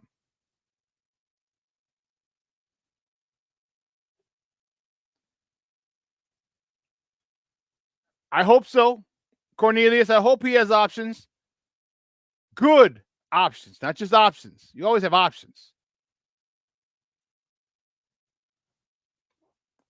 My guy Junior, look at, I played O-line and couldn't stand not being out there with my teammates. We were a unit and we played together for 5 seasons and we knew each other so well we never bumped into each other.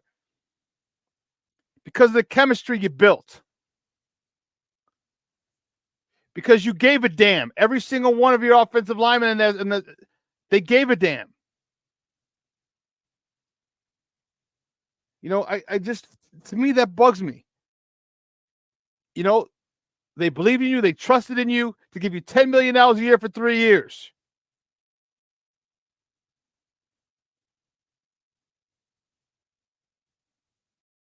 And you can't repay them. Say, hey, listen, it was well worth it.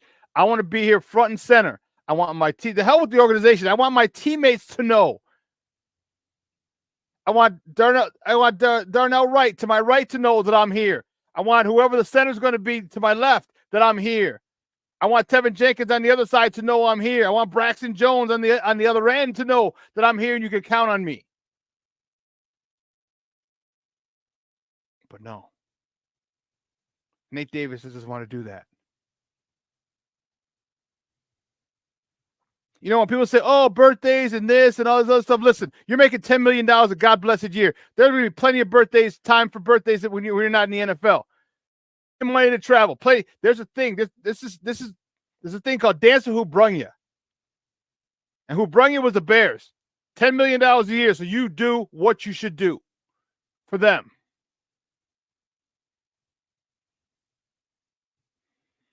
That was his knock coming out of Tennessee. That same thing. I don't know. To me, Nate Davis is not doing as much as he to endear himself to his teammates. More importantly, his offensive line fraternity.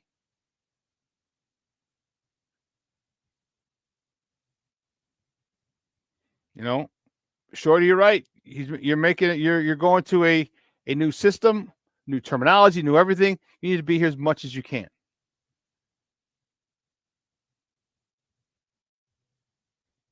You know, I just don't think it boggles my mind. $10 million a year they're giving you, and you can't be here. I understand what the word voluntary means. I graduated with college. I graduated college with a degree. I get it. I understand what the word voluntary means.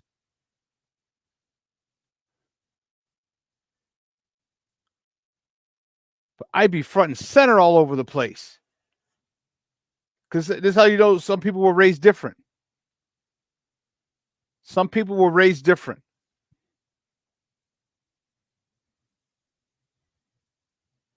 Because there's no reason that you shouldn't be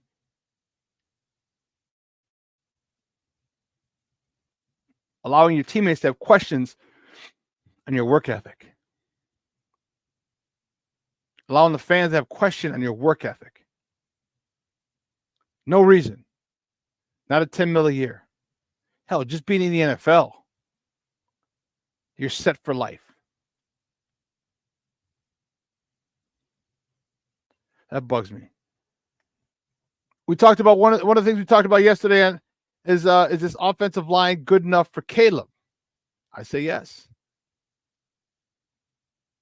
I say yes. I think Caleb is due to his quick release, due to Shane Waldron's scheme. I think this offensive line is more than equipped. And I hope this offensive line spends a lot of time run blocking. We talked about that yesterday as well. I hope Shane Waldron realizes that his best friend, I'm talking Caleb Williams' best friend, is a great run game. Which is why I said, you know what? Bump this. Tevin, you're right guard. Nate Davis, you're left guard. If you can't play, we'll cut your ass. We'll take the loss and we'll move on.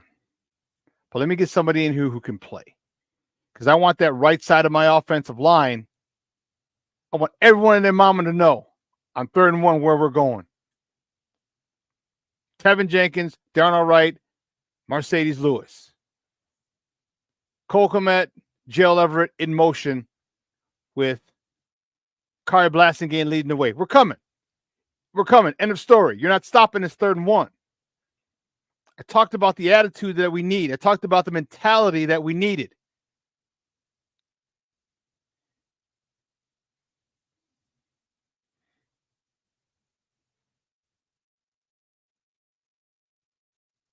You know, you're a team player. You don't want to show up.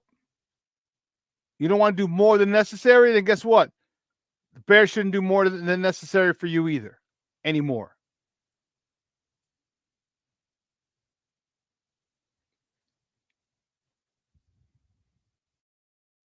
That based on the other guy whom I can't remember, I never remember, battle for left guard, Cortland Shelton. Tevin must play right guard next to right. I agree. That's the mauling side of Lord have mercy. That's the mauling side. Lord have mercy. You know, you're in a spot where you can the identity of this team can be forged through your offensive line.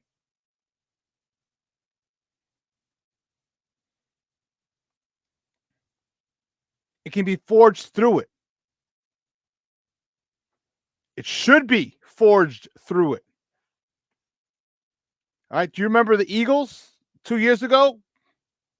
All they talked about was their stud offensive line. I'm cool with it. That's what I want this Bears thing to be. This Bears team to be.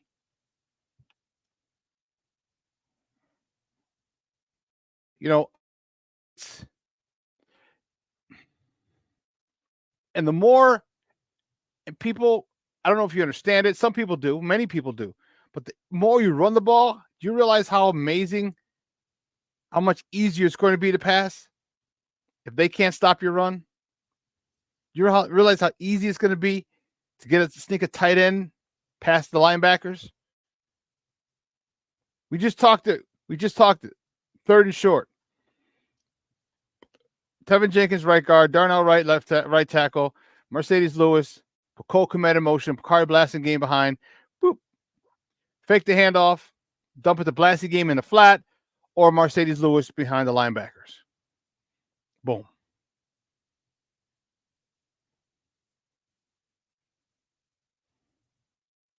After you pound them 3 or 4 times.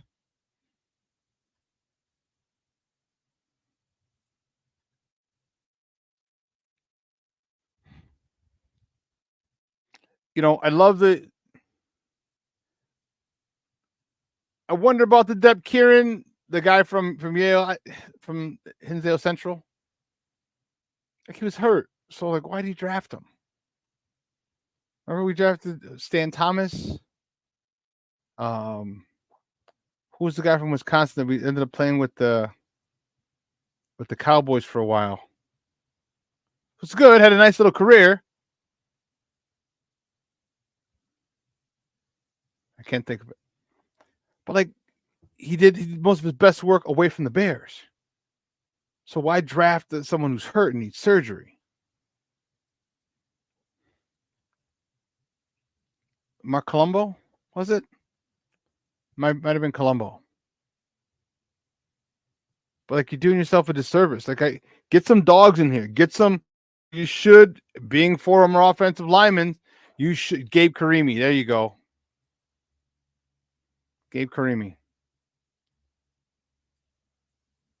Gabe Karimi, Shorty, is the one I was thinking of from Wisconsin. Yeah. He played at Wisconsin. And ended up having a decent career. All right, but mostly with the Dallas Cowboys. Not here, the team that drafted him. So go get guys who are dogged. Go get guys who truly, truly love this game. You know, I'm looking at the wide receivers, and we saw in that clip,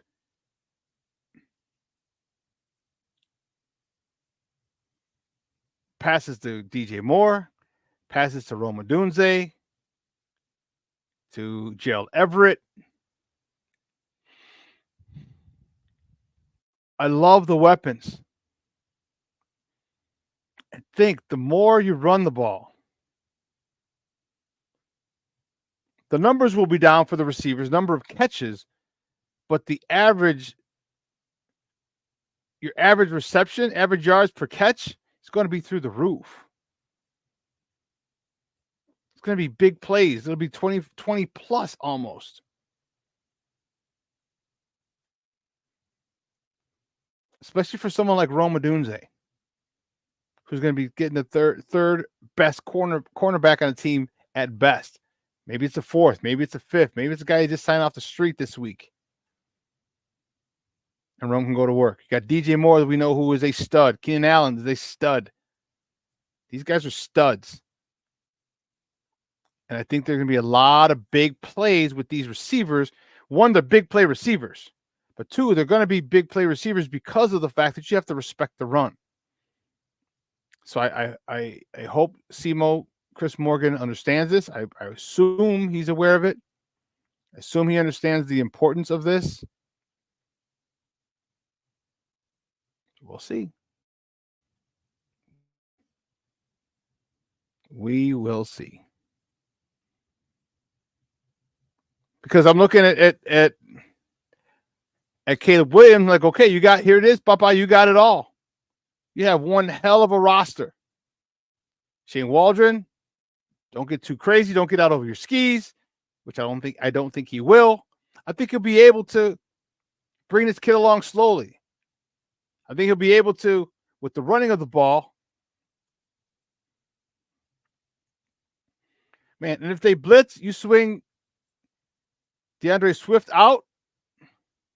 One of two things. You got a linebacker in space, or you got him by himself because the linebacker blitzed, and you beat the blitz and got the ball out to DeAndre Swift.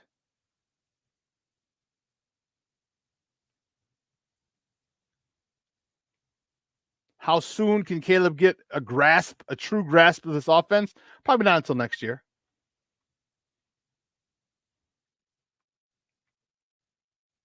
Okay. But he can get a grasp of it this year. He can. And that's going to be fun.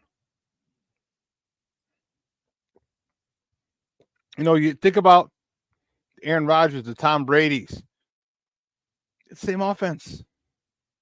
So after year one, you don't have to learn new shit. You have to learn new terminology. You have to learn anything. More importantly, your offensive line doesn't have to learn anything. Your receivers don't have to learn new route trees or concepts. Your running backs have the same landmarks because the running game is the same plays.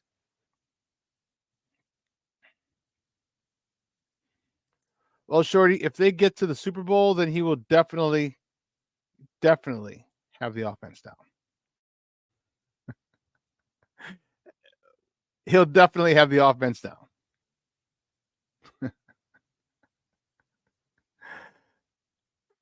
But on defense, you know, I think the defense, here's a good chance for this defense to really separate themselves from other. Oh, you mean this defense, this year? I know where you're going with it, but I was just messing with you, Shorty. I think this is a great chance for the defense to step up and kind of get, I don't know if I'm going to say fool's goal. What I want to say is show out early, because there's a lot of pressure, a lot of hype on this defense now because of the additions that they added last year. All right.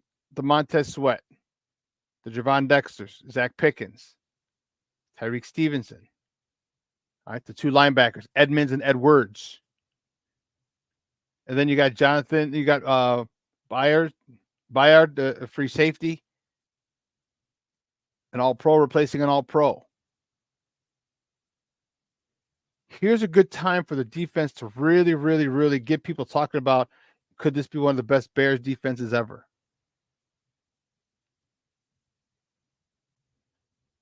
Because if you are, you're taking a lot of pressure off this offense. You're taking a lot of the spotlight off this offense. You're taking a lot of the scrutiny off this offense. Because if the offense can give you 14 points, 21 points, and you account for 3 to 7 points, maybe not score a touchdown every game because that's unrealistic, but you get a turnover and you set them up inside the red zone. So you know you're going to get at least a field goal. If the defense sets up 3 to 10 points a game, whether it's actually scoring or field position, turnovers, scoop and score, scoop and, advance,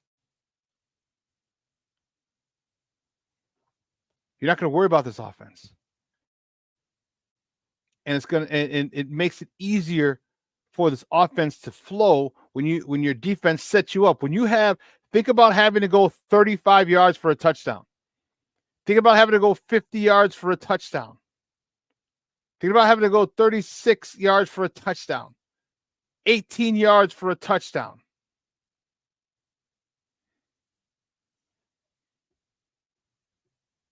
Think of it. You talk about building confidence in your quarterback, building confidence in your offense. That's how you do it. So the defense is really up against a challenge this year. They got to come out strong. Jalen, you just got paid. Show people you're worthy. Tyreek Stevenson, you finished off last year with a bang. Show them it wasn't a fluke. Jaquan Brisker. All right, start scaring some of these wide receivers as they come across.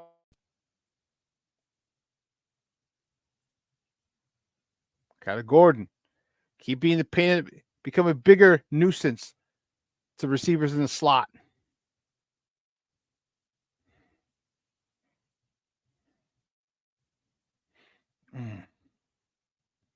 This defense has a really good shot because if think of this, if the defense comes out and is the main reason they win, or a huge reason they win,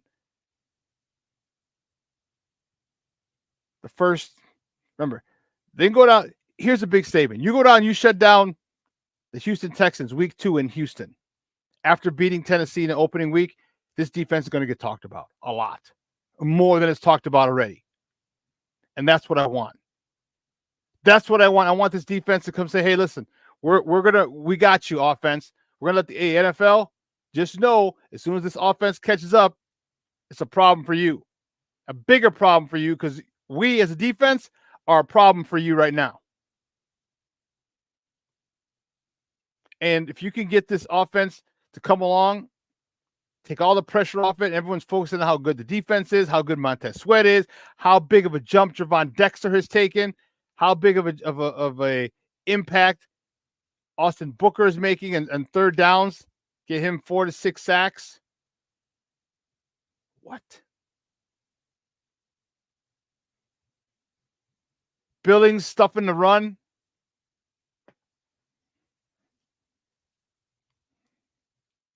You get this team. Like I said, I showed you the schedule. Here it is again. Tennessee, week 1 is huge. We have to win that. It's not over if we don't. But we have to win it to gain momentum going into Houston. We go into Houston and take that. Now we're cooking. Now we got Indy on the road again, then 3 home games. LA, or 2 home games, and the London game in October 13th, which is technically a home game for us.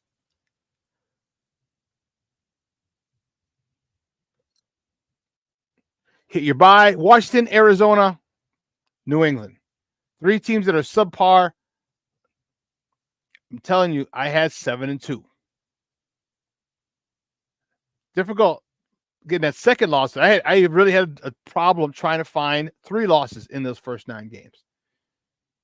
So after week 10, this offense Caleb should have a very good grasp of this offense. Not perfect, not a great one, not like one he'll have next year and moving forward. No. But he'll be a lot more comfortable in this offense after week 10. And now you can start adding things to the playbook.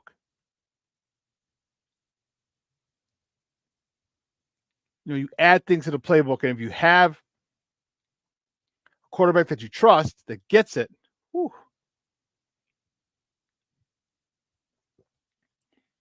So we need to see. And it's a little frustrating talking about it because you know what? We're all so excited about the way this has been built. Okay? And we're anxious because it's been a long time. It's been a long time since people had the Bears on their lips talking about them. It's been a long time.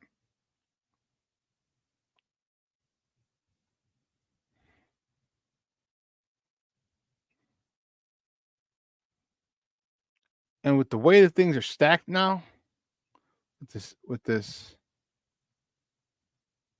organization, with the team, with the players, it got people really, really excited.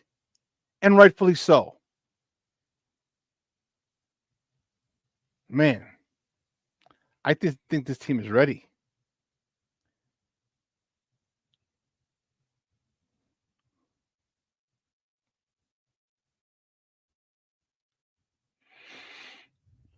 Could you just imagine a 7-1 start with Caleb and the D playing great, like 7 convincing wins? It would feel like the moment has to return. I don't know if it would feel that great, but it'll feel great. It would be great. It would definitely be great. But the problem is I could see him losing games too if the offense doesn't click. Actually, not as many. Because I think this defense is going to set up this offense on a consistent basis. Got some dogs on that defense, man. We got some dogs on this defense. I have not said that in a while, and I'm excited. The 2 cornerbacks, Stevenson, Jalen, the nickel, Kyler Gordon, safeties, Byard, Brisker.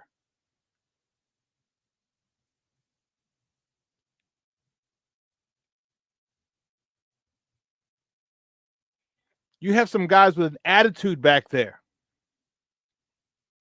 Not just talent, an attitude.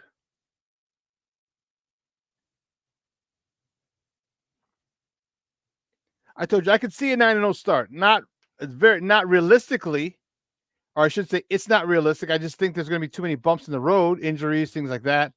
Bad call here or there, bad play here or there. But I said 7-2 in their first 9. 7-2. Before you go into your remaining games where all your division schedule is in those remaining 8 games.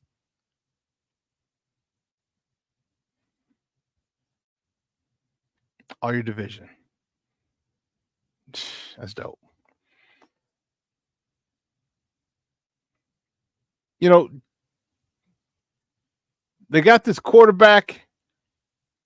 Who's the guy? Because you got Tyson Bates, but don't forget, you got to bring in quarterbacks every year. You really do, just to see. But I think Tyson Bates is going to have a good year in this offense. let's not forget, there's going to be times where the Bears are going to be up or down. You take the quarterback out, Tyson Bagent go in. I hope Tyson. I like Tyson. I hope he's here for another 3 or 4 years. I just hope he is.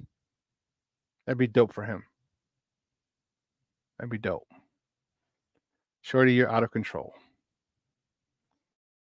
Doing the Super Bowl this year.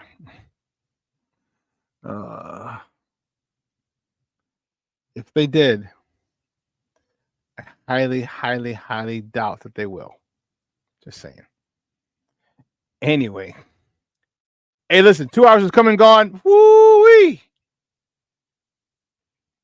I want to thank my guest, Mark Gonzalez, Chicago baseball sports writer, for coming on, joining me today, talking White Sox and Cubs. I want to thank you. Guys, I missed you. All right, I'll be back next Wednesday here on Sports Zone Chicago. All right, you can catch me on Tuesday at 3 p.m. Central on Nomads Network.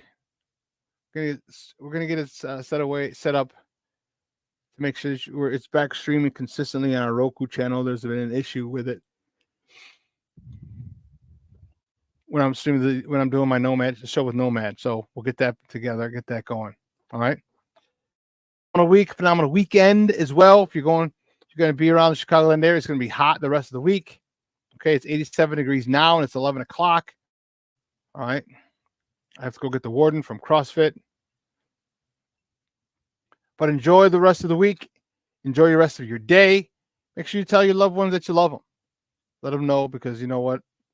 Tomorrow is not promised. All right, so for everyone here at Sports Zone Chicago, Elliot Baez, our executive producer, Clarence Council, our social media guy, and my co-host, Maya Akai. I'm your boy, the SuperBack, Shawn Sierra. Guys, have a phenomenal day. All right, there'll be reruns on Friday and Monday. Okay, and then I'll be back again next Wednesday here with you. I missed it. Man, call your husbands, call your wives, call your sons, call your daughters. We'll be back next Wednesday. I want a crazy show with all my peoples, so I can say hi to. All right? Oh, my time has come. Guys, everyone have a phenomenal day. This is your boy, the SuperBack. Guess what? I am out.